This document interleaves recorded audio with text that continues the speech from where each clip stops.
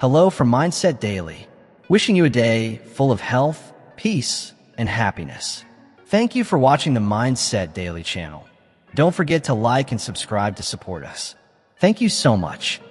What if the moment you stopped reacting was the moment your real power began? What if the greatest strength wasn't loud, but silent? And what if mastering stillness made you unshakable in a world that thrives on chaos? Most people are constantly pushed and pulled by their moods, by others' opinions, by pressure coming from every direction. But those who rise above it all aren't the loudest or the fastest. They are the ones who have learned the power of stillness. When you act as if nothing affects you, you don't shut down emotionally. You reclaim your inner authority. You gain control, not because you don't feel anything, but because you've trained your mind to choose response over reaction. In just a few moments, I'll walk you through how to stay calm, stay focused, and carry yourself with quiet strength, no matter what life throws your way. Because here's the truth, your response shapes your reality. There will always come a time in life when something hits you hard. An insult, a betrayal, a sudden loss or failure. You can't always choose what happens, but you can always choose how you respond. And in that moment, when everything around you seems to freeze, it's not the world that pauses. It's you. That pause is your power. It's not the storm that defines your path, but how still you can remain as it rages around you. You've been told to fight, to push, to act. But what if true strength was found in not reacting at all? Not out of fear or anger, but out of calm, collected confidence. The person who can remain still in the middle of a storm is the person the storm begins to fear. Most people think they must react to assert control, but in doing so, they often lose it. Reaction hands over your power. What you need is to learn the sacred art of silence. Not the silence of weakness, but the silence of wisdom. Because if your emotions can be triggered like a lever, then your power doesn't belong to you. It belongs to whoever pulls that lever. And when that happens, you become a puppet in someone else's show. But when you learn to hold your ground, when your heartbeat stays steady through both loss and victory, that's when you rise above it all. You no longer react to their game. They start reacting to yours. So how do you begin? Start with observation. Pause. Don't rush to react. Just witness. Let others raise their voices. Let the world throw its judgments. Let the failures come knocking. And when they do, sit with them. Don't flinch. Let yourself feel the discomfort, not to be consumed by it, but to understand it. Then decide, not out of rage or wounded pride, but from a place grounded in your values. Response isn't suppression. It's a conscious choice. And every time you choose not to react on impulse, you forge another layer of strength around your spirit. This is how true resilience is born, not in grand gestures or dramatic wins, but in quiet, steady decisions. Picture this. Someone mocks your work in front of others. Instead of defending yourself or retaliating, you smile calmly, offer no excuses, and go right back to building. They expected conflict. You gave them stillness. That stillness isn't weakness. It's depth. It holds a kind of presence they can't quite explain. Because that stillness is power. Your calm unsettles them. Your discipline becomes your quiet triumph. Now, think about this. How many times have you reacted in the moment, only to regret it afterward? How often have you wished you had waited just 5 more seconds before speaking, before acting? What if those 5 seconds were the bridge between chaos and clarity? Between losing control and stepping into your true power? Your greatness begins when you stop surrendering the remote control of your emotions. Be like a mountain, not because nothing happens around you, but because nothing shakes what's within. Don't live as a slave to fleeting feelings. A person led by emotion is like a ship without a rudder. It moves, yes, but only where the waves take it. Up and down with every comment. Smiling when praised. Falling apart when criticized. But within you lies the power to steer. You were never meant to drift. You were meant to direct. It's human to feel deeply, but it's dangerous to be ruled by those feelings. Think of your emotions like fire. When you control the flame, it warms and illuminates. But left unchecked, your anger, your sadness, even your excitement, can burn everything in its path. Emotions are messengers, not masters. They're here to inform you, not command you. But when you allow every emotion to decide your next move, you're not walking with clarity. You're stumbling with instability. So what's the alternative? It's mastery. It's discipline. It's emotional sovereignty. And that begins with a simple but powerful act: naming the emotion instead of becoming it. You feel frustration? Name it. You sense fear creeping in? Label it. Because when you name it, you tame it. That's your first step toward control. Then comes the question, does this emotion serve the mission? In moments when insult strikes deep or injustice shakes your core, you'll want to retaliate. But pause. Breathe. Remind yourself, the one who sets the tempo commands the room. Speak only when your words can build, not bruise. Act only when your actions align with your purpose. Picture this. You walk into a tense room. Someone raises their voice. All eyes are on you. Do you raise your voice in return, or do you lower yours? The latter holds more power. Why? Because calm is control. It's the person who keeps their tone steady, their pace measured, their grace intact. That's the person who holds the room. Ask yourself honestly, have I been reacting or responding? Have I let fleeting emotions derail long-term goals? What if, instead of seeing offense as a wound, you saw it as a window into the other person's insecurity and a chance for you to rise, not crumble? You weren't born to be ruled by emotion. You were born to lead it, not to suppress it, but to guide it. And in doing so, you begin to transform. You begin to wear the armor of purpose. And when your life is anchored by that purpose, the winds of judgment, of criticism, even misunderstanding, they lose their power to shake you. People may misread you. They may even mock you, but you will not falter. Why? Because deep down, you know exactly where you're headed. A person without direction becomes an easy target for every distraction. But someone who walks with purpose? That person is unshakable. Too often, people trade their clarity for approval. They dress to be liked, speak to be accepted, and sometimes even abandon their dreams just to win validation. But approval? It's a moving target.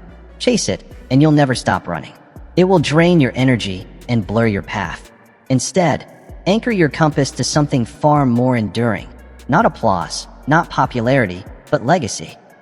Those who live with purpose learn not to flinch at the noise. They stop reacting to every whisper, every opinion. Here's the secret. When you start your day, ask yourself, what am I here to build today? That one question changes everything. It turns distractions into background noise. It transforms insults into silence.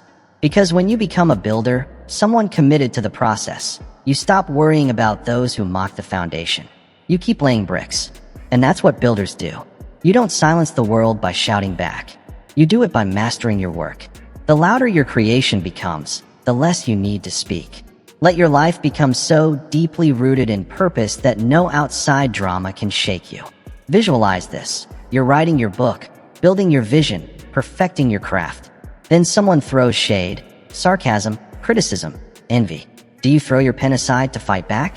Or do you keep writing, steady, focused, unstoppable? Greatness lies in that second choice. So take a moment right now. Look at your day.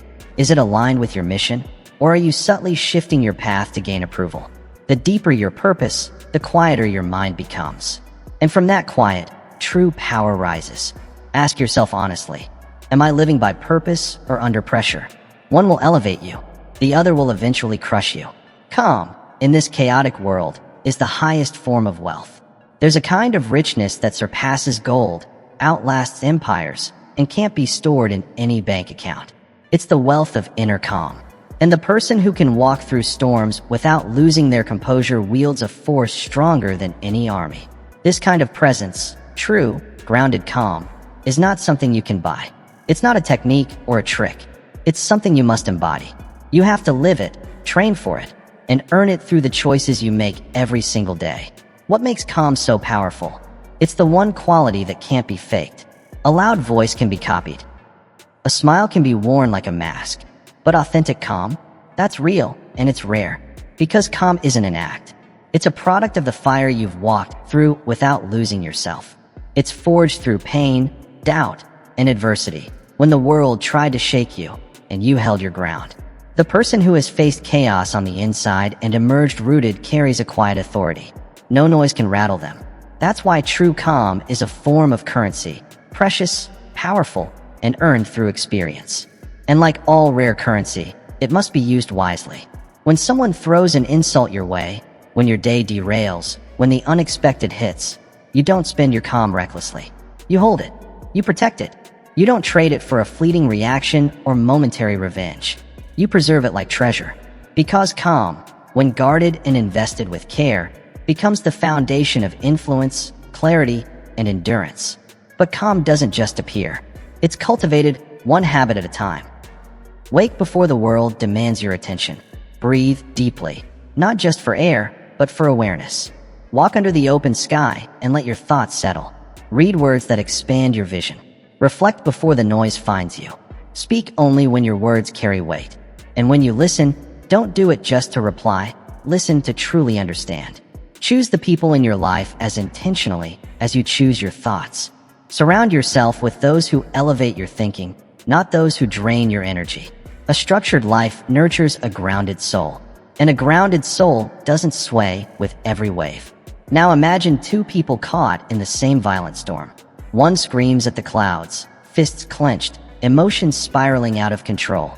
The other calmly begins building shelter, using the very wind as support to brace their structure. Which one walks out stronger? Which one becomes the leader when the storm passes? It's the one who met the chaos with clarity, not noise. Because calm isn't just a shield, it's precision. It's strategy. It's strength. This is power, not random, but focused. It's calm turned into direction. So ask yourself honestly, do I truly value my calm? Or do I give it away too easily to petty arguments, imagined fears, and fleeting frustrations? Every time you react without intention, you trade a piece of your peace. And every time you protect it, you build strength that doesn't show on the outside but transforms you from within. Never forget this truth. Your peace is not weakness. It's not surrender. It's active strength, quiet, controlled, and unwavering. It speaks volumes without raising its voice. It doesn't dominate through noise. It influences through presence. True peace is your clearest sign of mastery, not over others, but over yourself. So guard it fiercely. Let it be your compass. That is where real power lies. Because the world responds to your energy. Always. You step into a room with slouched shoulders, a hesitant tone, a spirit questioning its worth. And what happens? The world shrinks to match that signal. People look past you. Opportunities seem to slip away. Respect stays just out of reach. Not because life is unfair, but because it reflects what you project. But now picture this. You enter the very same room, but this time your posture is strong. Your breath is steady. Your presence is grounded. And suddenly, the dynamic shifts. Conversations come to you. Eyes meet yours with attention. Respect rises. It wasn't magic. It was alignment. This is the law of reflection. Life doesn't give you what you wish for. It gives you what you broadcast. If your inner world is cluttered with confusion, clouded by chaos, or filled with self-doubt and criticism, don't be surprised when the outer world mirrors that back to you. What you hold within becomes the message you send without. But when your inner world is rooted in clarity, calm, and quiet confidence, everything around you starts to shift. This isn't magic, it's magnetism. It's not about forcing your intentions onto others. It's about becoming someone whose energy speaks for itself. People won't respond to your goals just because you think them. They respond to what they feel from you.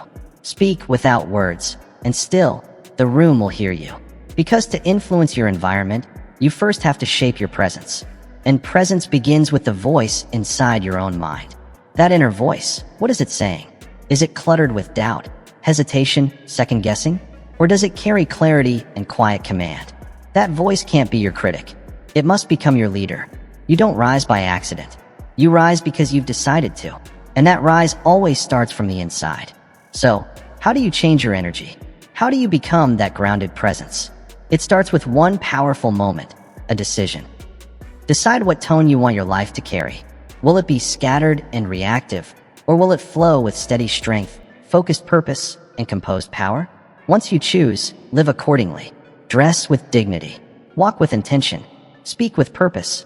Guard your attention as if it's the most valuable thing you own, because it is. Move through your day as if every moment matters, because it does. Let your everyday actions be an extension of your inner commitment. Now, picture this. You step into a high-stakes meeting, an interview, or even your own living room. If you bring energy filled with fear, doubt, or uncertainty, that will speak before you ever say a word. But if you enter with poise, calm, centered, and sure of yourself. You shift the entire dynamic without saying a thing. The room adjusts to you. Confidence doesn't need to shout. Real confidence is composed. So ask yourself, what energy do I give off? Do I radiate self-assurance or insecurity? Am I projecting confusion or clarity? Because the truth is, the world listens to more than your words. It reads your presence. Your presence is your signal, your frequency. It teaches people how to respond to you, how to value you, and ultimately, how to treat you. Remember this, whether you realize it or not, you're always teaching people how to treat you, not through demands or declarations, but through demonstration. Your presence becomes the lesson. It speaks on your behalf before you ever open your mouth. So make that presence powerful. Make it intentional. Let it reflect not just who you've been, but who you've consciously chosen to become. Real power begins the moment ego steps aside. Because ego is that loud voice in your head demanding to be seen. It's the inner critic that flares up with frustration. They shouldn't talk to me like that. They don't appreciate my value. It whispers and stirs the restlessness in your chest, making every word from others feel like an insult or challenge. Every slight feels personal. Every overlooked recognition becomes a battle for validation. But here's the truth. Power, true power, doesn't need to shout. It doesn't react to noise. It whispers with intention. It says, let them talk. I'm too focused to notice. The real threat to your growth isn't failure. It's offense. Because offense hijacks your focus. It drags you away from your mission and tempts you into petty arguments. You pause your purpose just to defend, explain, or prove yourself. And every second spent defending your image is a second taken from building your future. A person who wears pride like armor may feel strong, but in truth, they're chained. Chained to their emotions, to the need to respond, to the impulse to prove. They stop building and start reacting. That's not freedom. That's captivity. Be careful with pride. Not because it's inherently wrong, but because it's costly. It demands a high price, and that price is your progress. Think about it. Would a master painter stop mid-stroke to argue with someone who questions their talent? Of course not. But that's exactly what happens when you interrupt your mission to defend your ego. Pride demands attention. It wants to be heard, seen, validated. But purpose, it demands to be served. And that's where the shift begins. Start with this foundational truth. You are not your title. You are not the applause. You are not your critics. And you are certainly not your past victories. You are the work. You are the vision. You are the process, the quiet grind, the steady effort. You are the person who shows up, day in, day out, whether it's raining or the sun is shining. You keep building something that will outlast opinions and outlive empty praise. And when you internalize that, something incredible happens. You gain freedom. When someone underestimates you, you don't waste your energy trying to convince them otherwise. You stop chasing recognition. You let your results speak. Because real proof doesn't come through reactions, it comes through outcomes. Offense is a detour. Productivity is the highway. And your mission? Stay on the road. Imagine this. You're in a team meeting or workshop. You present an idea with thought and clarity, but someone dismisses it. Maybe they laugh. Maybe they ignore you entirely. The old version of you might have taken that personally. Ego might have stepped in to defend, but the powerful version of you? It simply smiles. Not because you agree, but because you understand something deeper. Silence can be strategy. Instead of debating, you get to work. You keep your hands moving. And when the time is right, you return with results that no one can ignore. Not by pushing, not by shouting, but by letting the results do the talking. Ask yourself, am I more focused on appearing right or on becoming effective? Do I spend my energy defending my pride or building something that needs no defense? Because here's the truth you can't forget. People don't remember arguments. They remember achievement. The one who becomes unstoppable isn't the one constantly seeking praise or recognition. It's the one who validates their vision through consistent, deliberate action. They don't announce every move. They don't need the spotlight. They work in silence. And when the work is finished, they let the results speak for themselves. Your power isn't found in how loudly you defend your ego. It's revealed in how quietly you set that ego aside, pick up your tools, and get to work. Real power is silent and steady. It builds. It doesn't argue, it creates. So build with focus. Build with patience. Build with such depth and care that your work speaks louder than your words ever could. That's how you outgrow offense. That's how you rise above noise and distraction. That's how you lead without saying a word. Set the ego down. Pick up the mission. And remember, silence isn't absence. It's strategy. Sure, words hold power. But silence is nuclear. It's the most underestimated force in leadership and growth. It's misunderstood, rarely practiced, and often feared. People rush to fill every quiet space with noise. Why? Because they fear being misread, overlooked, or forgotten. So they speak too soon, explain too much, and defend too often. But those who master silence, they don't run from it. They command it. They understand that walking in silence with intention is a form of power no argument can defeat. It doesn't beg. It doesn't shout. It simply exists, and its presence cannot be denied. When chosen with awareness, silence becomes a voice stronger than protest. It's not weakness, it's control. And it's essential to learn the difference between necessary speech and reactive emotion. Speaking just to be noticed is the habit of the unsure. But those who are grounded, who know who they are and where they're going, speak with care. And even more importantly, they're silent with purpose. Because silence isn't about hiding or running away. It's not passivity. It's not fear. It's restraint. And restraint is discipline. It says, I will not be moved by provocation. It says, I don't need to perform for approval. It shows the world that you're calm, composed, and unshaken. That you're not controlled by noise. That you are steady, even in the storm. You're not here to prove yourself through noise. Your proof is in what you produce, in how you show up, in what you build. So practice the pause, especially when you're challenged, especially when emotions run high. Resist the urge to defend too quickly. Don't rush to fill the silence. Let the stillness speak for you. Sometimes, the most powerful presence is the one that says nothing. Let your calm unsettle the chaos. Because when a pause is deliberate, it becomes presence. And presence has far more weight than volume. Picture a tense meeting. Voices rise, opinions clash, emotions flare. Everyone is scrambling to be the loudest, the most heard. But you're still. You're listening. You're not jumping in to compete. You wait. You observe. You assess. And when the noise begins to settle, when the room exhales, that's when you speak. You speak with clarity, with precision, with weight. And in that moment, your words cut through the fog like a blade. Not because you said more, but because you waited long enough to say the right thing. So ask yourself, am I speaking from reaction or from wisdom? When I choose silence, is it out of fear or is it the sign of inner grounding? The difference doesn't lie in the action itself, but in the reason behind it. Silence can stem from avoidance, yes, but it can also come from strength. When it rises from clarity, it becomes your sharpest edge. Because silence is not a void. It's capacity. It's the space where your thoughts refine, where emotions cool, and where true insight begins to form. It's the gap between impulse and intentional action.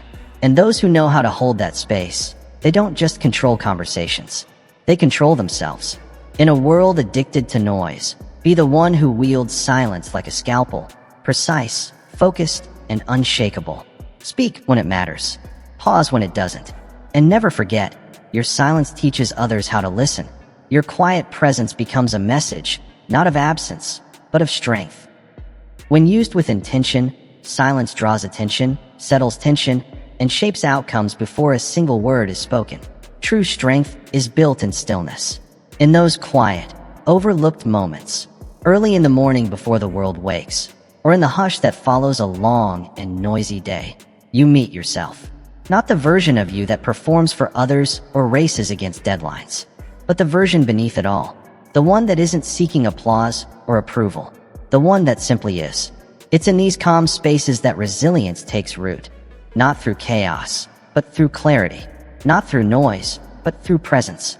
Power grows in those pauses, in the decisions to stay centered instead of distracted, thoughtful instead of reactive. And yet, most people fear these still moments. They rush from one distraction to the next, terrified of what they might discover if the noise ever stops. But those who learn to embrace the silence, they become unshakable, while the world may reward volume.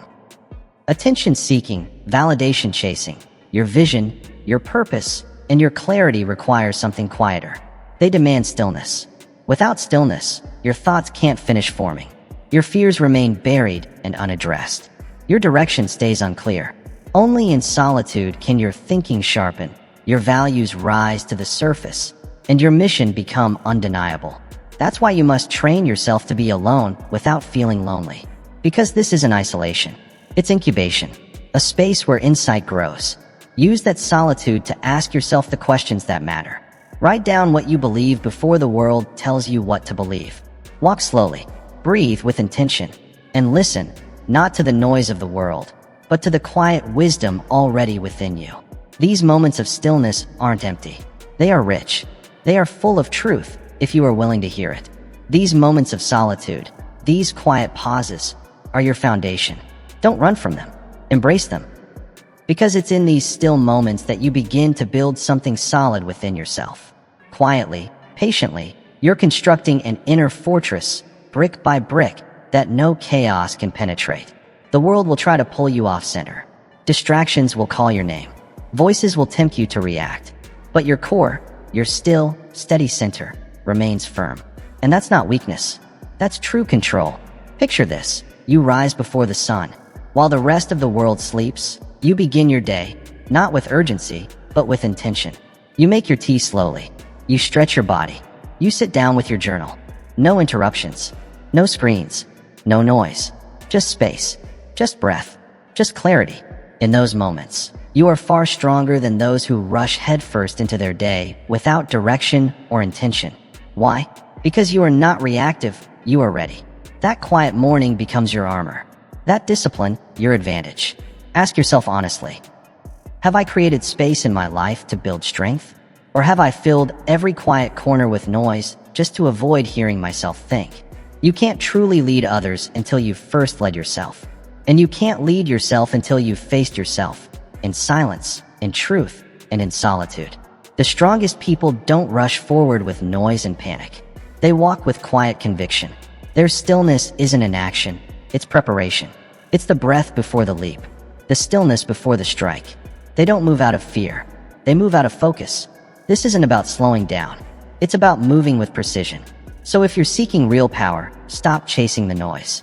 Stop running from silence. Sit with it. Listen to your own thoughts. Trust your own rhythm.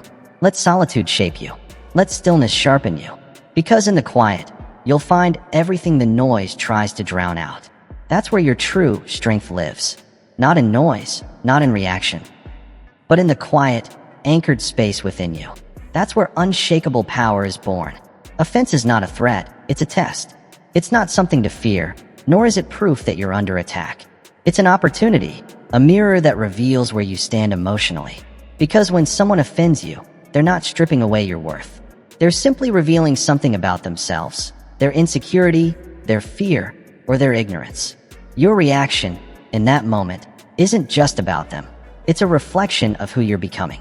How you choose to handle offense says more about your internal state than about their words. Ask yourself, is my identity so fragile that a single comment can shake it? Or am I rooted so deeply in truth that no wind of insult can move me? The answer lies in self-awareness. A person who truly knows who they are has nothing to prove, especially to those who don't understand them. Every offense brings with it a fork in the road. You can choose to react and hand over your power, or you can choose to reflect and gain wisdom. Reacting is instinctual, impulsive, easy. But reflection? That takes discipline. It takes maturity. It means pausing. It means looking past the insult and seeing the wound behind the words. Because most people who offend others aren't strong, they're hurting. They project their wounds, hoping to provoke a response that validates their pain. But here's your choice. Do you take on their wound, or do you rise above it? The one who offends you often wants your reaction. They want to pull you into their storm, to feel powerful by dragging you into their chaos. Don't give them what they want. Instead, give them silence. Give them stillness. And more importantly, give yourself mastery. In choosing not to react, you reclaim control. And that is real power. One of the greatest ways to overcome offense is to expect it, not in a bitter or negative way, but in a wise and prepared way. Know that it will come. From friends, from family, from strangers, from coworkers. Words will be misunderstood. Comments will cut. Moments will sting. But when they come, don't let them catch you off guard. Don't be surprised. Prepare your heart so deeply, so intentionally, that no word, no comment, no judgment can pierce your peace. When you expect offense, you stop taking it personally. You begin to see it for what it really is, just noise. Picture this: a neighbor mocks your ambition. They laugh at your dreams, say your goals are unrealistic, too big, too bold. The old version of you might have taken the bait, argued, defended, pushed back. But the grounded version of you? You smile.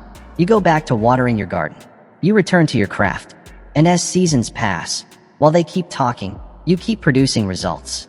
Because eventually, your vision speaks for itself. It becomes undeniable. And your success? That becomes your voice. You didn't win by debating. You won by evolving.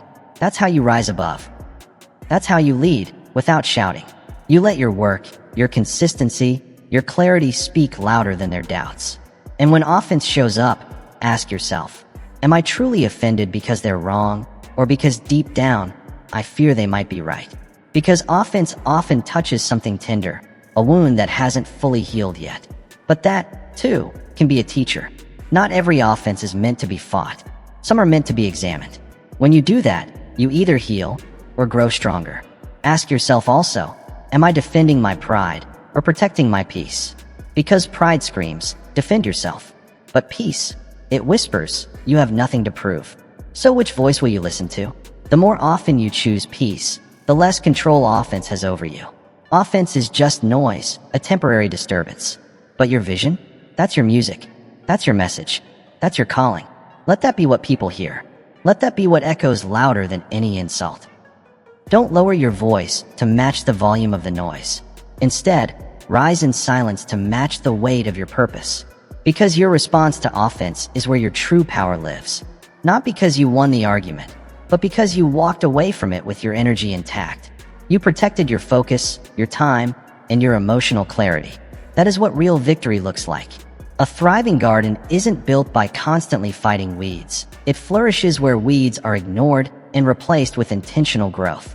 It's not about battling every negative thing that shows up. It's about choosing what to nourish. Offense will come. That's a guarantee. But being offended? That's a decision. You can choose to grow. You can choose stillness. You can choose peace. And in doing so, your life becomes the loudest, clearest response of all. Because every time you react, you spend energy. Each emotional reaction is a withdrawal from your internal energy account. And just like with your finances, if you keep spending impulsively, you'll eventually run dry. Not just physically, but emotionally, mentally, and spiritually. Some people walk through life exhausted, not because of hard work, but because they've poured their energy into things that never mattered. Every insult, every disagreement, every dismissive glance, none of them deserve your energy by default. Yet many people make the mistake of reacting to everything. They chase down every rumor, argue every opinion, and try to convince every doubter. And in doing so, they don't just lose time, they drain their spirit. They go to bed weary, not from building something meaningful, but from constantly defending what didn't need to be defended. But those who learn to protect their energy, who treat it like something valuable, they start to live differently. They begin to budget their peace like it's their most precious currency. And the result? They become rich, not in noise, but in clarity. Rich in focus, rich in direction.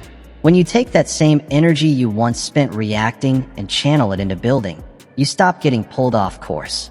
You stop reacting to life and start creating your life. So before you respond to that next comment, that next critique, that next uncomfortable moment, pause and ask yourself, is this worth the investment? Will this build me up or drain me dry? Will this argument move me closer to my vision or pull me away from it? Every reaction has a cost. Wisdom is knowing how to count the price before you pay it. Think of your energy like fire. Where are you choosing to burn it? Fire has the power to warm a home, cook a meal, or forge steel. But scatter it across every spark thrown by others, and it burns through nothing but your own patience. That fire, your focus, your energy, your strength, is too valuable to waste. So when someone tosses a spark your way, an insult, a sarcastic comment, a subtle provocation, you must decide, will I burn my energy here, or will I preserve it to fuel something greater? Imagine you're standing at the edge of something important. A promotion, a new venture, a life-changing moment. You've been preparing with intention, laying each layer of focus like bricks. Then, suddenly, a critic shows up. Their words sting. Their doubt echoes. But instead of flaring up, you inhale. You say nothing, and you return to your mission. That silence becomes your strength. That uninterrupted focus becomes the very thing that propels you forward. Because while they played small, you stayed committed to something bigger. Ask yourself, where am I spending energy that brings no return? Who gets more of my emotional space than they've earned? What habits or patterns are quietly draining me day after day? Identify them, not to cast blame, but to better manage your emotional budget. Your reaction should serve your purpose, not your pride, not your past wounds, not your need to be right. Anything else is emotional leakage, valuable energy spilled in places that don't grow you. Understand this. Restraint isn't weakness. It's wisdom. Conservation is not cowardice. It's clarity. It's the discipline of choosing where your focus flows, what deserves your attention, and who truly earns your presence. You can't lead your life forward if you're always defending it in reverse. There is undeniable strength in restraint. Not every challenge deserves your sword. Not every insult needs your breath. Some moments should be met not with a reaction, but with your calm. Not with your storm, but with your stillness. You build emotional wealth in the same way you build financial wealth, with discipline, with intention, and through consistent, conscious investment. Every time you choose not to react impulsively, you're saving a piece of your peace. Each moment you stand firm without being pulled into conflict, you're strengthening the foundation of your future. Just like saving money, protecting your energy adds up, little by little, until it becomes a reserve you can draw from in times of need. Master this art, the discipline of energetic conservation. And you'll no longer operate from exhaustion or reactivity. You'll operate from fullness, from intention, from clarity. The person who learns to govern their reactions is no longer a puppet pulled by emotion. They become a master of their own direction. They no longer move based on impulse. They move with purpose. They are steady, not scattered. Driven, not dragged. Focused, not flustered. Because your energy is your most valuable currency. And how you spend it determines the quality of your life. Spend it like it matters, because it does. When you do, you begin to discover a wealth of peace, power, and inner alignment that no insult, no critic, and no external distraction can take away. That's what it means to become limitless. Not because nothing touches you, but because nothing controls you. You are the cause, not the effect. Most people drift through life like leaves in the wind, pulled this way and that by moods, opinions, and circumstances. They react to everything. They bend with the pressure. They twist with uncertainty. And they never quite land with intention. They let the energy of others shape them, define them, even move them off course. But you were never meant to live like that. You are not a leaf. You are the tree. You are not a reaction. You are the reason. You are not the effect. You are the cause. Every time you react without thinking, you hand over authorship of your story. You become a character in someone else's narrative, playing out their drama instead of writing your own legacy. But here's the truth. Your thoughts are the pen, your choices are the ink, and your days, those are your pages. What kind of story will you write? Every moment offers you the opportunity to write a new sentence in the story of your life. You don't need permission to begin. You don't have to wait for perfect conditions. You simply pick up the pen and start. That's what real ownership looks like. Radical, consistent, and personal. Not just when everything goes your way, but especially when it doesn't. It's easy to say, they made me angry. They stressed me out. But pause and ask yourself honestly, did they make you feel that way? Or did you give them that power? No one can determine your emotional state unless you hand it to them. No one can make you feel anything without your participation. The moment you decide to take full ownership of your emotions, your energy, your reactions, you stop living as a reactor. You start showing up as a creator. And this shift isn't about controlling the outside world. It's about mastering your internal world. Because that's where the real battle is. Not out there, but within. And when you win that battle, when you govern your inner state, you win everywhere else too. Picture it. You walk into a room filled with tension. The atmosphere is heavy. People are anxious, irritated, on edge. Most absorb that energy like a sponge and reflect it right back. But you? You make a different choice. You ground yourself. You breathe deeper. You walk in with calm instead of chaos. You speak only when it brings clarity, not control. And slowly, almost imperceptibly at first, the entire energy of the room begins to shift. Not because you forced it, but because you anchored it. That's not ego. That's alignment. That's ownership. You don't wait for the world to become peaceful in order to feel peace. You bring peace to the world. You don't wait for opportunities to arrive. You create them. You don't wait for motivation or a good mood. You generate your own energy. That's the difference between waiting for life to hand you a script and realizing you're the one writing it, line by line, choice by choice. Ask yourself honestly, am I waiting for life to calm down so I can finally feel okay? Or am I willing to create stillness within myself, no matter what surrounds me? Am I spending more time reacting to the chaos outside, or building something greater from the inside? You were never meant to be a passenger in your own story. You are the driver. You choose the direction. You determine the pace. You decide when to accelerate and when to slow down. Yes, the road may twist. Yes, the winds may howl and the path may rise unexpectedly. But the road, ultimately, bends to the will of the one who holds the wheel, with strength in one hand and stillness in the other. And that kind of strength? It's not born in big, dramatic declarations. It's built in the quiet repetition of daily decisions. It's the choice to wake with intention, to respond with patience, to act with clarity, to speak with integrity, to create instead of complain. When life pushes you, don't push back blindly. Don't react out of emotion. Pause, realign, then act, not from vengeance, but from vision. Every single day is a blank page, and you hold the pen. Don't let old habits, noisy opinions, or emotional reflexes dictate what gets written. Pick up the pen with intention. Write words that honor your purpose, not your mood. Use your energy like a master builder laying bricks. Not randomly, not rushed, but carefully, patiently, with your eyes fixed on what you're building, not what you're reacting to. Because this is what it means to live as the cause, not the effect. This is real power. Not loud, not aggressive, but the steady, unshakable kind of power that comes from someone who knows they are creating their life from the inside out. Own it, write it, live it. Remember, confidence isn't built in noise. It's built in consistency. It's formed in the quiet, daily choices that align with who you're becoming. And the truth is, those who shout the loudest are often the ones most unsure of themselves. They shout, not from strength, but from insecurity. Their voices fill the space not because they're certain, but because they're afraid of silence. Silence demands self-assurance. It requires confidence, and when that confidence is missing, noise becomes the substitute. But real confidence? It doesn't clamor for attention.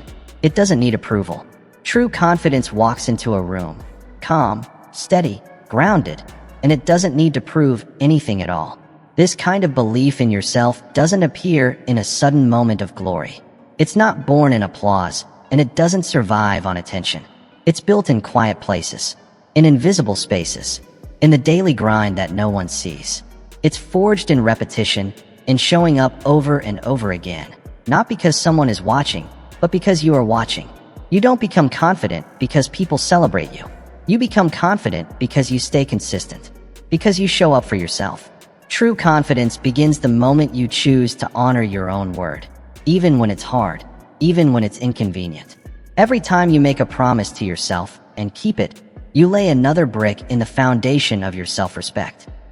It happens in the small things, in getting up early when you said you would, in practicing your craft even when motivation runs low, in choosing discipline over comfort, not because it's glamorous, but because it builds something real. Every act of follow-through becomes a signal to your inner voice. I can trust myself. And that trust, that's where real power lives. Because the more you follow through, the more your mind starts to believe you. It starts to say, yes, we are that person. We keep our word. We show up. We're becoming the version of ourselves we always said we would be. And that kind of confidence, it can't be faked. It doesn't need applause. It doesn't crave validation. It doesn't try to prove anything. It simply is. So when criticism comes, and it will come, you don't flinch. You don't shrink. You don't need to shout back or explain yourself. Because deep down, you already know who you are. You don't crumble just because someone disapproves of you or doubts your potential. Why? Because your identity isn't rooted in their opinions. It doesn't live in their words. It lives in your work. It lives in those early mornings when no one's watching, in the quiet, focused nights when you're still grinding, and in the effort you repeat day after day. You know what you've built. And more importantly, you know how deep your roots truly go.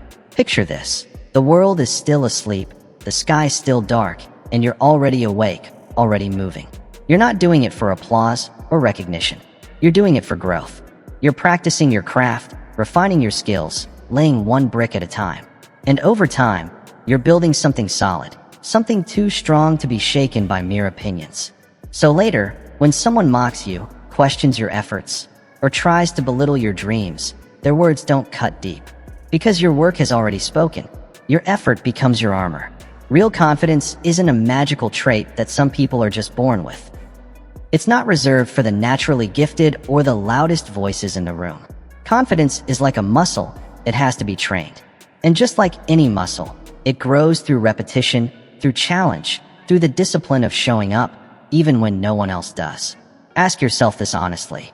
Have I truly shown up for myself? Not just once, not only when it felt easy or exciting, but consistently, even when it felt hard. Have you followed through on your goals when there was no praise, when no one was around to see it? Have you kept the quiet promises you made to yourself in the dark? Or have you waited for motivation to appear, for someone to give you permission, for applause to validate you? The truth is, motivation fades. Applause is unpredictable, and permission? It's a myth. But action, that's something you can choose, right now, every day. And the more you act with integrity, not to impress the world, but to align with your highest self, the more unshakable you become. Because real confidence isn't about volume. It's not loud or attention-seeking. It's presence. It's the quiet strength of walking into a room needing nothing. It's the steady calm of standing firm when you're tested. Not because you're trying to prove something, but because you've already won the only battle that matters, the one within. It's not in the shouting. It's in the showing, day after day. So keep showing up. Quietly, consistently, faithfully. Let your actions speak when words fall short. Let your discipline do the proving when no one is watching. Let the strength of your foundation carry the weight of your goals. Because when you live this way, without seeking attention, your presence naturally becomes undeniable. And your confidence? It becomes something no criticism can shake. This is how momentum is built. Not in big, dramatic leaps, but in steady, persistent progress. No matter how long the road is, your journey becomes unstoppable when it's fueled by peace that doesn't waver. And that peace, it must be non-negotiable. There's a kind of peace the world can't take away. It's not tied to a silent room or a tropical vacation. It lives within you, in a quiet mind, a grounded heart, a soul that's chosen stillness even in the face of chaos. And once you've truly experienced that kind of peace, once you've felt the strength it gives you, you'll never again trade it for something meaningless. Yet, many people do. They give it away too easily. A rude comment steals it. A minor delay shatters it. A disagreement throws them off. They let the smallest things hijack their calm because they never fortified their peace like a stronghold. They treat peace like a loose jacket, easily worn, easily discarded. But real peace? True, lasting peace? That has to be built, protected, and held like a fortress. Not because you're hiding from life, but because you're learning to command it. So the question becomes, how do you guard this peace when the noise of life rises? You train for it. You don't wait for the storm to hit before you prepare. Just like a warrior sharpens their blade long before battle, you strengthen your inner world in advance. That training happens in the silence, in the early mornings, in the stillness of your routines, in the decisions you make every single day. It's choosing your values ahead of the conflict. It's deciding, before the moment comes, what will be allowed to disturb you and what won't. Peace is not something handed to you. It is something you earn. It's not a gift you stumble upon, but a discipline you commit to. It's a muscle that must be exercised through repetition, through intentionality. You build it slowly day by day, through meditation, through prayer, through journaling, through the simple yet powerful decision that no matter what the day throws at you, the world outside will not dictate the world within. You are the gatekeeper of your emotional state, and your gate should not swing open for every opinion, every distraction, or every provocation that passes by. When you begin to truly value peace, the way you live starts to shift. Your decisions become more selective. You stop showing up to every argument you're invited to. You stop feeling the need to explain yourself to those who have already made up their minds not to understand you. You begin to conserve your emotional energy, not out of fear, but out of wisdom, because you've realized some battles aren't worth the cost they extract from your inner world. Picture this. You're driving, and someone cuts you off in traffic. Or you're deep in your work, and someone bursts in with pointless drama. Instead of reacting, you take a breath. You center yourself. You move forward. Not with bitterness, not with sarcasm, but with calm, collected sovereignty. You don't react, not because you're passive, but because your peace is now more powerful than their disruption. That's when you know you've tapped into real strength, the kind that doesn't rely on retaliation. Because true power often shows itself not in what you say, but in what you choose not to say. It's in the restraint, in the calm, in the firm decision to rise above instead of sink to match chaos. You don't need to shout to be heard. You don't need to prove your position when your presence already speaks volumes. Take a moment and ask yourself honestly, what, in your life right now, is costing you peace? And is it truly worth the price you're paying? Are you giving away your serenity to people who haven't earned the right to influence your emotions? Are you pouring your energy into distractions that have nothing to do with your purpose? Because peace, the kind that sustains you, demands boundaries.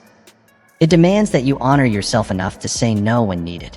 It demands the courage to disappoint others rather than betray your truth. And most of all, it demands that you be fully present, not scattered, not reactive, but grounded in who you are. Too often, we lose our peace not because of what's happening now, but because we're stuck in the regrets of the past or gripped by the anxieties of the future. We replay old mistakes, anticipate problems that haven't come, and in doing so, we sacrifice the calm available in the present moment. But real peace? It's not weakness. It's not passivity. It's a quiet, unwavering power. It's presence. It's the ability to choose response over reaction. It's walking through a storm with the calm resolve to say, I remain still. It's hearing chaos all around and not letting any of it seep into your soul. It's remaining grounded even when everything else tilts off balance. And here's the truth. You don't just have the right to protect your peace. You have the responsibility. Because your peace isn't just for you. It fuels your purpose. It affects your family, your work, your influence. When you are centered, you don't just survive, you lead. You love deeper. You make better decisions. You bring clarity into confusion. So treat your peace like a fortress. Build it with intention. Reinforce it with habits. Guard it with boundaries. And the next time the world gets loud, you won't flinch. You'll smile, not out of arrogance, but because you know your peace is far too valuable to be traded for mere noise. Now let's talk about the foundation behind that peace: discipline. Discipline is the highest form of self-respect. Every time you honor a commitment you made to yourself, you're not just completing a task, you're casting a powerful vote for the version of yourself you're becoming. That vote, repeated daily, shapes your future more than talent ever could, more than applause, more than luck. It builds quietly. It builds steadily. It builds something that lasts. And yet, discipline is often misunderstood. People think of it as punishment, something heavy, something forced. But it's the opposite. True discipline is a declaration. It says, I matter. It says, my future is worth this discomfort. It says, I trust myself to do what needs to be done. Think about it. Would you break your word to someone you deeply respect? Of course not. So why break it with yourself? Discipline means you stop doing that. It means you stop negotiating with excuses and start living in alignment with your highest self. That's where real self-worth is born. Not from repeating affirmations in the mirror or waiting for a magical day when you suddenly feel worthy. It comes from showing yourself, through consistent action, that you are. So many people delay their journey, telling themselves they'll start when the timing is better, when they feel more motivated, or when life finally settles down. But here's the hard truth. There is no perfect moment. There's only now. Waiting doesn't protect your potential, it delays it. Every day you hesitate, someone else with fewer resources, less talent, but more consistency is quietly building the life you keep imagining. Because strength isn't built in comfort. It's forged in the fire of discipline. It grows every time you act despite resistance. Every time you show up, even when your emotions scream for comfort. Whether it's waking before sunrise, staying committed long after others quit, or simply following through, each act sends a message to life itself. I'm serious. And life, in time, always responds to those who show they're serious. Picture this. The sky is still dark, the world is asleep, and there you are, wide awake, fully engaged, pouring your energy into your vision. No crowd is cheering, no applause echoing. Just you, your purpose, and your commitment.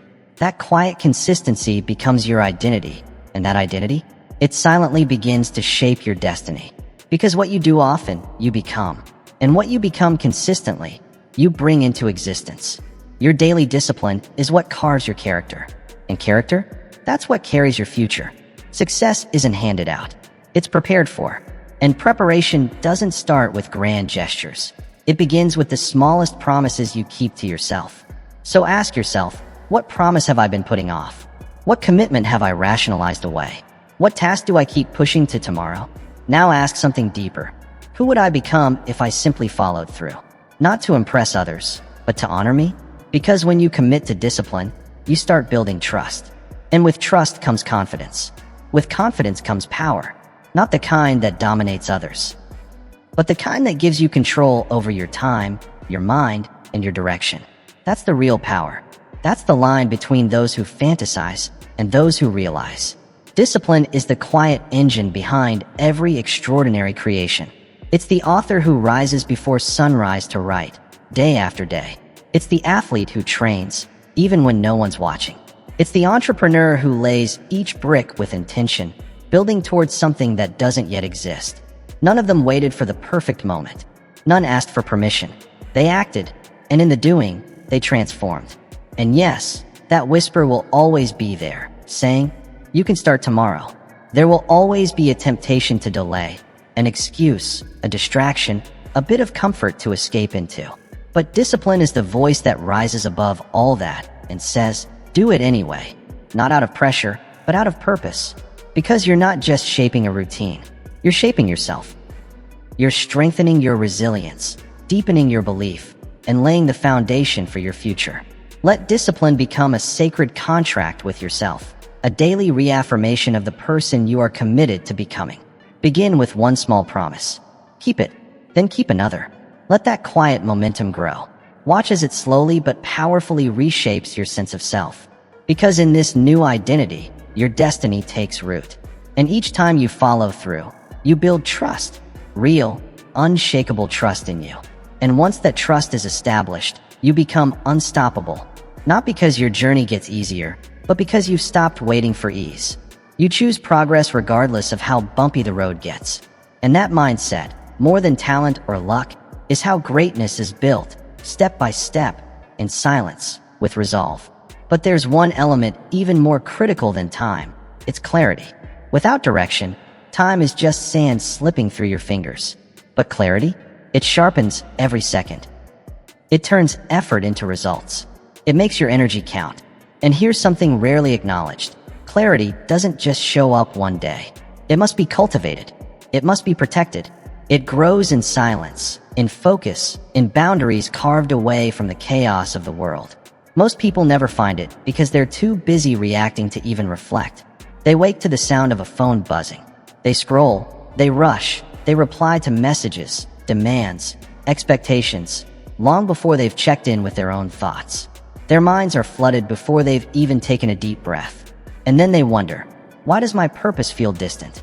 Why do I feel scattered and stuck? But how can clarity grow in a mind that never pauses long enough to listen? To live with clarity, you must protect your mental space. You must learn to say no, not just to others, but to the noise, the distractions, the constant urgency. You must guard your mind as fiercely as you would guard your most precious asset. Because that's exactly what it is. Not casually, not only when it feels convenient, but with urgency and intention. You must carve out time, space, and silence in your life. Not as a luxury, but as a non-negotiable necessity. Because in that space, real thinking begins. And true thinking, not reacting, not rushing, is where vision comes alive. The most powerful ideas aren't born in chaos. They are born in stillness, in moments of presence and depth. The most important decisions you'll ever make aren't made under pressure or in noisy rooms. They're made in calm, in quiet confidence. The most resilient leaders, the ones who endure beyond the noise and distractions, are those who protect their mental space like treasure. They pause before they speak. They reflect before they commit. They think before they act. And that pause, that thoughtful gap, that's their edge. It's what sets them apart in a world driven by impulse. So begin with structure. Don't wait for time to appear. Create it. Defend it. Prioritize it. Because time spent thinking is never wasted. It's an investment in your strategy, in your clarity, in your emotional health. Take a walk without your phone. Open a notebook and write. Sit in solitude. Step back from the crowd. Not because you don't care about people, but because you care deeply about your mind, your vision, and your life's direction. Just imagine 1 hour each day. No alerts. No multitasking. Just you, your thoughts, and your journal. In that hour, you review your growth. You face the hard questions. Where am I heading? What's working? What's simply noise? You refine your goals. You adjust your direction. And that single hour becomes your edge, your clarity, in a world overwhelmed by distraction. That 1 hour rewires everything. It brings simplicity back to complexity. It silences the non-essential. It helps the next step rise to the surface, clearly and confidently. It empowers you to say no without hesitation and to say yes with full conviction. And more than anything, it illuminates your path and connects you deeply to your purpose. Ask yourself this: am I carving out time to truly think, or am I just reserving time to react? Am I intentionally designing my life, or am I unconsciously drifting through it, day by day? When was the last time you sat with your own thoughts, without noise, without interruption, and asked your mind what it truly wants? If that moment feels distant, if your calendar is packed but your head feels cloudy, it's time to pause and realign. Because clarity isn't a luxury. It's the foundation of everything meaningful. Your business, your relationships, your well-being, your joy, they all flow from the clarity of your thinking. So treat your thinking space like sacred ground. Guard it fiercely, like your future depends on it, because it absolutely does. Don't wait for life to quiet down on its own. It won't. Don't expect your best ideas to magically survive the noise. Create stillness on purpose. Demand space in your days for presence. Protect your clarity like it's your most valuable resource, because that's exactly what it is. When you gain mastery over clarity, you gain control over your direction. When you control your direction, you begin to master your days. And when your days are aligned and intentional, your life begins to shift in powerful ways. This begins when you detach, not from people or passion, but from unhealthy need. The need to be validated, praised, understood, accepted by everyone. That need is a trap. But when you stop needing, you begin choosing. And in that choice, you take the wheel of your own life again. Too often, we tether our emotions to outcomes that lie far beyond our control. One opinion shakes our confidence. A rejection bruises our self-worth. A silence feels like a verdict. But these are illusions, shadows created by attachment. Detachment doesn't mean you stop caring. It means you stop surrendering your peace to things that don't define your value. You stop reacting and start leading. You move from a place of intention instead of emotional volatility. You begin to ask powerful questions. Does this align with my mission? Does it serve my path? If not, you let it go. Without anger, without explanation, without losing your center. Detachment isn't coldness. It's not withdrawal. It's not indifference. It's clarity. It's the quiet, confident realization that you are whole with or without applause. It's the courage to stand firm in your purpose, even if the crowd walks away. That's not weakness. That's strength in its purest form. Picture this. You walk into a room filled with critics. Their expressions are blank. Their gazes filled with doubt. But you walk tall. You move with calm assurance. Why? Because you didn't come for their approval. You came with a purpose. You're not there to collect compliments. You're there to deliver what matters. That is what detachment looks like in real time. A quiet strength rooted not in praise, but in purpose. You radiate presence, not because they acknowledge you, but because you've already acknowledged your mission. Start small. The next time life throws a curveball, something goes wrong, a plan falls apart, pause. Resist the urge to spiral. Don't rush to blame, and don't fall into the trap of asking, Why me? Instead, ask the question that shifts everything. What now? That single shift in mindset changes the game. It moves you from emotional reaction into focused action, from helplessness into forward movement. Let's say your idea gets rejected, a proposal, a pitch, maybe something deeply personal. The old version of you might have spiraled into doubt, retreated, or shut down. But the detached version, the grounded version breathes. It pauses, it analyzes and refines. And just days later, an even better opportunity shows up, one you would have missed had you stayed lost in disappointment. That is the unseen gift of detachment. It keeps your energy moving instead of stuck. Now ask yourself honestly, am I emotionally tied to outcomes? Or am I committed to consistent growth? Do I only feel valuable when I succeed? Or can I stay centered in the effort itself? Would I still show up with heart if no one noticed? That's the test. Because real power, the kind that lasts, is when you show up for your calling, even when there's no applause. Detachment means you no longer need the world's green light to keep moving forward. You become your own green light. You act not from desperation, but from a place of alignment. Not from fear, but from internal abundance. And when you live from that place, everything begins to change. Rejection no longer feels like failure. It feels like redirection. Criticism no longer wounds. It becomes information. And silence? Silence becomes space.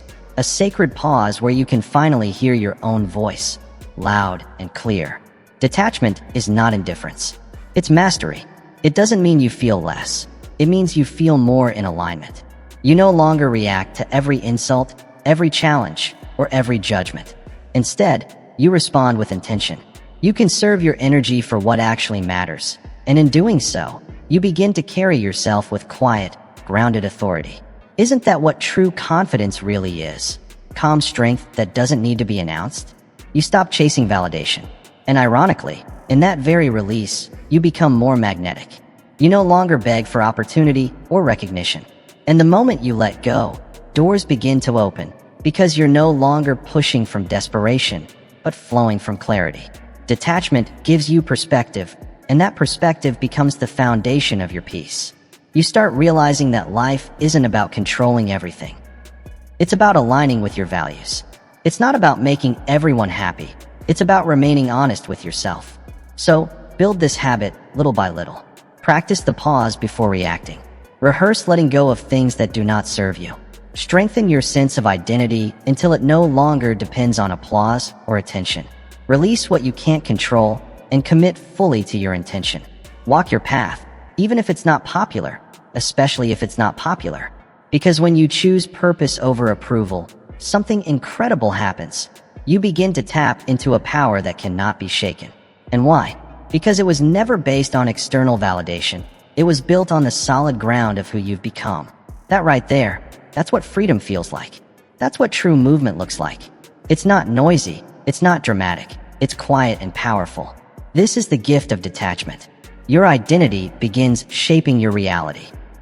And before anything shifts in your outer world, it must first shift in your inner world. That's the truth most people overlook when they talk about transformation. Because here's the key. Your self-perception is like a thermostat. It sets the temperature for your entire life. It determines what you accept, what you pursue, and what you believe is possible, not just from the world, but from yourself. If you see yourself as average, your actions will naturally follow suit. You'll shrink your goals, soften your voice, and settle for less. Not because you lack potential, but because you never adjusted the setting of how you see yourself. But the moment you begin to see yourself as worthy, as someone capable, committed, and full of potential, everything begins to shift. And not because your surroundings suddenly change, but because you do. Your identity leads the way, and your results follow in its footsteps. Most people get this completely backward. They tell themselves, once I land the job, once I achieve the success, once others approve, then I'll finally believe in myself. But life doesn't work that way, does it? Identity isn't the prize you earn. It's the foundation you build. It's the starting point, not the finish line. You must decide who you are before life reflects it back to you. So how do you change your identity? It's not about shouting affirmations in the mirror or waiting for a magical turning point. It happens through action, small, quiet, daily evidence. You stack those small wins. You keep showing up. You follow through, especially when it's hard, especially when no one is watching. And most importantly, you keep your word to yourself. Each small action becomes proof. Each bit of proof strengthens your belief. And that belief begins shaping your identity day by day. You speak with a different tone, not from a place of doubt, but from growth. You stop saying, "I hope I can," and start saying, "I'm learning to." Notice the shift? It's no longer about trying to become someone else. It's about stepping into who you already are. You start honoring promises you used to ignore. You raise your standards, and more importantly, you enforce them. That's how a new identity is formed. Not in a flash of inspiration, but in a series of consistent, quiet decisions that all say the same thing. This is who I am now. Thousands of small affirmations built through your behavior, not just your words. Think about someone you know who walks into a room with quiet confidence. They don't need to be the loudest or the flashiest. They don't necessarily have more talent than anyone else. So what sets them apart? It's this. At some point, they decided they belong. That decision became their armor. That belief became their invitation. And now, they move through life with the energy of someone who's already enough. Now imagine that's you. Stepping into a new opportunity, walking into a room, preparing for a meeting or an interview. But this time, not hoping to prove your worth. Instead, fully owning it. That's the power of identity aligned with action. You begin to speak with clarity and move with purpose. You're no longer performing or pretending. You're aligning. You're acting in harmony with who you truly are. And when that happens, people notice. Doors open. Respect increases. Not because you forced your way in, but because you carried yourself with conviction. You didn't demand validation, you embodied it. Ask yourself this. Is your identity accelerating your goals or quietly slowing them down? Are you saying you want to lead while still seeing yourself as a follower? Do you dream of success, yet speak with hesitation, like you're still unsure you deserve it? That gap between who you say you want to be and who you believe you are, that's identity friction. And it's very real. You can only rise as high as the self-image you hold. So, who must you become for your goals to feel natural? Not like miracles, but like outcomes you fully expect? What beliefs would that version of you hold? How would they act when challenges arise? How would they speak in the face of uncertainty? Start embodying that version now, not next week, not when you feel ready, but now. Because the future you're chasing is already aligned with a version of you who believes it's possible. That future isn't waiting for the perfect conditions. It's waiting for you to step into that belief. That version of you doesn't stall. They don't shrink back or overthink. They lead. They act. They create momentum even when it's uncomfortable. And the truth is, that version of you already exists, buried beneath the noise, waiting for your decisions to bring them forward. That's the quiet power of identity. It isn't something you're born with. It's something you forge day by day, decision by decision. You don't wait for the world to tell you you're worthy. You declare it. You live it. You build it from the inside out. And when you do that consistently, the world reflects it back to you like a mirror. Don't wait for someday. Be that person now. Step forward before you feel fully ready. Because the motion itself begins to dissolve fear. Fear fades when you take action. But when you freeze, when you hesitate, when you stand still, fear grows louder in your mind. It multiplies in silence. It gains weight, takes shape, feels real. The longer you wait, the more overwhelming it seems. But the moment you move, even the smallest step, you reclaim your power. Because most fear isn't born from reality. It's born from standing still. More often than not, fear doesn't come from danger. It comes from uncertainty. And the fastest way to cut through that fog of doubt is movement. Even imperfect action has power. Think about it. Every major breakthrough in life doesn't start with someone feeling totally ready. It starts with one simple realization. I don't have to feel ready, I just have to move. That mindset shift alone can change your entire trajectory. Because waiting for the perfect moment is a trap dressed as wisdom. It delays your purpose. It convinces your body and mind that hesitation is safer than effort. And the more you wait, the more weight fear gains. But when you take action, even if it's messy, even if it's awkward, you begin to send a powerful message to yourself. We don't shrink. We rise. Courage isn't something that magically appears out of nowhere. It's not some lightning strike that hits when you're finally confident. Courage is built, quietly, patiently. It's a craft, not a coincidence. You create it by showing up for the moment, even when your heart races and your voice trembles. The real magic doesn't lie in feeling brave. It lies in moving forward anyway, especially when it's hard. Picture yourself at the edge of something meaningful, a conversation you've been putting off, a goal you've been dreaming about, a stage you've longed to step onto. And fear? It stands in the doorway, trying to block your entry. But this time, instead of turning away, you walk in. Your hands might shake, your voice might crack, but you show up. You take the step. And in doing so, something shifts deep within. The fear doesn't vanish. It rarely does. But it starts to lose its grip, simply because you chose not to obey it. Every single time you act in the presence of fear, you're doing two profound things. First, you reduce the fear's power. Second, you expand your own. You're training your nervous system to understand, this does not control me. And the more you do it, the more you rewire your self-perception. You begin to see yourself not as someone who hides, hesitates, or holds back, but as someone who moves forward, despite the shaking, despite the doubt. That's how transformation starts. In movement, not certainty. Ask yourself this. Where in your life are you still waiting for fear to completely disappear before you finally take the leap? Is there a project you've been putting off, a conversation you've avoided, a risk you've hesitated to take, or a change you've delayed? So many of us wait, hoping that one day we'll wake up and magically feel fearless. But what if that fear you feel isn't a barrier, but actually an invitation? What if it's the signal that you're standing at the edge of something deeply meaningful? Fear can be loud. It shouts worst-case scenarios. It amplifies every doubt and insecurity. But here's the truth. Fear, for all its volume, is fragile. It cannot stand in the presence of consistent, deliberate action. The more you move forward, even in small ways, the more its voice begins to fade into the background. Every time you choose movement over hesitation, you reinforce a vital truth about yourself. I may feel afraid, but I am still moving forward. And with each step, your confidence grows stronger. You start becoming the kind of person who uses fear as fuel, not as a roadblock. Someone who says, yes, I feel the fear, but I'm doing it anyway. Because real courage isn't the absence of fear. It's the choice to no longer let fear decide the outcome. This is how leaders rise. This is how creators build. This is how dreams take shape. Not by waiting for clarity, but by committing to action. They step into the unknown. They raise their voices. They begin before they feel ready. And in taking that step, they create their own readiness. So if you're feeling afraid, that's a good sign. It means you care. It means the moment holds weight. But don't wait for that fear to vanish. Acknowledge it.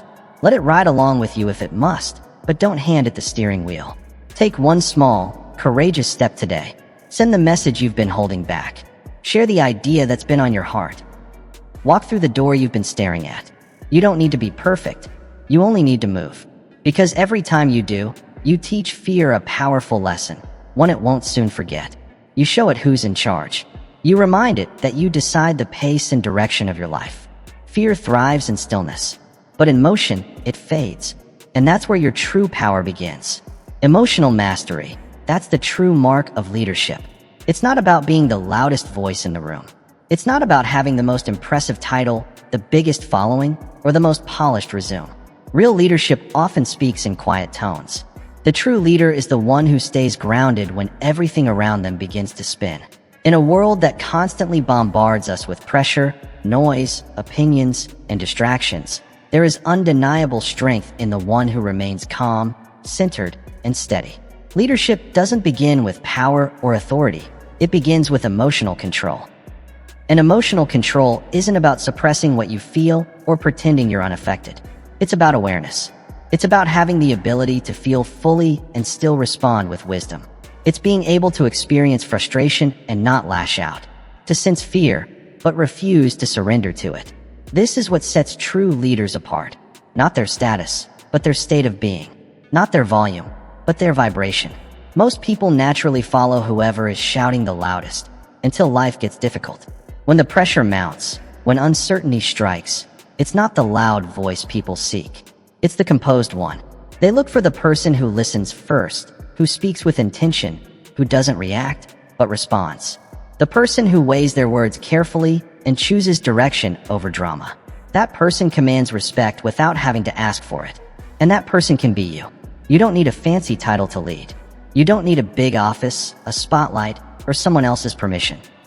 What you need is clarity about who you are and what you stand for. You need character, the kind that shows up consistently, especially when no one's watching. And you need composure, the ability to stay steady when things feel uncertain. Because leadership isn't something you're given. It's something you earn. And it starts with how you lead yourself. So when frustration rises, when tension fills the air, take a breath. Reset your center. Because your ability to regulate yourself in those moments, that's what makes people trust you. That's what makes you a leader, even when no one says it out loud. When chaos erupts, you don't speed up, you slow down. When emotions flare, when tension spikes, and when others lose their footing, you become the anchor. That inner steadiness becomes your quiet superpower. People begin to notice. Not because you raise your voice or fight to be heard, but precisely because you don't. Your calm energy becomes a signal of safety. And in any environment, safety builds trust. Picture yourself stepping into a tense room. Emotions are running high. Voices clash, blame flies, and uncertainty thickens the air. But you, unshaken, you remain still. You don't jump to defend, don't react just to react. You observe first. You listen closely. And when you finally speak, your words are deliberate, not impulsive. Your very presence doesn't just calm the storm. It redirects the entire energy of the space. You didn't seize control by force. You modeled it by example. That's what real leaders do. They don't command with ego. They lead with embodiment. They don't say, "Follow me," with their mouths. They say it with their presence, with the way they carry themselves when everything is at stake. They become the tone setters, not through pressure, but through poise. So ask yourself this. In the day-to-day moments of your life, am I reacting like the crowd or responding like a leader? Do I let circumstances shape my energy, or do I lead myself through them? Because here's the truth. Leadership starts with self-leadership. If you cannot lead yourself, your thoughts, your emotions, your actions, you will never truly be able to lead others. And the world? It's not starving for more people chasing power. It's longing for more people mastering presence. That presence doesn't come from grand speeches or perfect resumes. It's built quietly, in the unseen decisions, in how you respond when no one's watching, in how you keep your inner ground steady while the world shakes around you. Emotional mastery isn't cold detachment. It's powerful command. It doesn't require the absence of emotion. It requires maturity in how you manage it. You don't suppress what you feel. You allow emotions to inform you, not to rule you. You choose your behavior before your reaction chooses you. And it all begins with one bold decision. Nothing outside of you deserves the power to dictate what happens within you. Not a harsh word, not a setback, not even a direct provocation should be enough to pull you out of alignment. You are not a puppet dancing to the chaos around you. You are the calm in the middle of it. True leadership isn't about noise or dominance. It's about energy. The energy you carry into a room, the energy you radiate, the energy you stabilize. People may forget your words, but they will never forget how you made them feel, especially in moments of crisis. Let them remember you not for panic, but for presence, not for reaction, but for resilience. Let them recall your steadiness, your clarity, and your calm. Because this is where leadership begins, not with overpowering others, but with mastering yourself. Not by controlling every detail around you, but by becoming the one who responds with wisdom no matter the situation. That is your power, not conditional, not borrowed from approval, but rooted within. So choose to lead today, not later, not when it's convenient, not only when the world asks it of you. Choose it now. In every conversation, in every challenge, in every moment of friction, bring your intention, bring your groundedness, bring your clarity of purpose. And when you do, you'll begin to notice something subtle but powerful. People start to follow. Not because you shouted louder, but because your stillness spoke more. They'll lean into your presence, not for entertainment, but for guidance. They'll trust your voice because it doesn't waver. And the more you show up like this, the more your energy becomes unmistakable. Because leadership is never truly about standing at the front. It's about being the foundation, the steady base others rise from. Be that, and you'll lead with or without a title. And through it all, never forget, resilience means remembering who you are. Life will test you, not once or twice, but over and over again. It will come in waves. Uncertainty, pain, pressure. And just when you think you've caught your breath, another wave will rise. You will stumble. You will question your path. You will doubt your strength. But resilience, real, unshakable resilience, is not about avoiding the storm. It's about remembering who you are when the storm arrives, not after it passes. Because most people forget. They shrink under pressure. They confuse temporary setbacks with permanent identity. One mistake, one public failure, one painful season, and suddenly they start believing that's who they are. But here's the truth. Your value is not diminished by failure. It doesn't disappear in defeat. In fact, it's often in those lowest moments that your true worth is revealed, not by the fall, but by how you rise from it. The fall doesn't define you. The comeback does. And resilience, it's not a one-time declaration made in comfort. It's a decision you recommit to every single day. It's that quiet inner voice that says, yes, this is painful. Yes, this is hard. But I've faced difficulty before, and I didn't just survive. I grew. That's not arrogance. That's not wishful thinking. That's identity, built on experience and rooted in truth. Because you are not what happened to you. You are what you do next. So how do you develop that kind of inner strength? Start by remembering your past victories. Reflect on the battles you've fought and won. Think of the nights you cried and the mornings you still showed up. Recall the pain you endured, not to relive it, but to reclaim the strength it gave you. Remember every morning you stood up when it would have been easier to stay down. Remind yourself of the courage it took to keep going when everything in you wanted to quit. Your history is not a weight to carry. It's a fire to fuel you. You're not defined by what hurt you. You're refined by how you healed. That's where resilience begins. When you rewrite the story you've been telling yourself and decide to make it one of power, not pain. Instead of saying, I failed, you say, I learned. Instead of thinking, they left me, you shift to, I made room for something better. And instead of believing, this broke me, you choose, this built me. These aren't just comforting phrases. They are anchors, grounding you when life's winds try to shake your foundation. Can you picture that moment? A goal slips through your fingers. A door you were counting on slams shut. Rejection stings, and the old pattern tempts you to spiral into thoughts of inadequacy. But this time, you don't collapse. You pause. You reflect. You remind yourself, this isn't the end. This is the plot twist that sets the stage for your next chapter. And by rising again, by choosing movement over mourning, you begin rewriting the story. One where you are no longer the victim of your circumstances, but the warrior forged by them.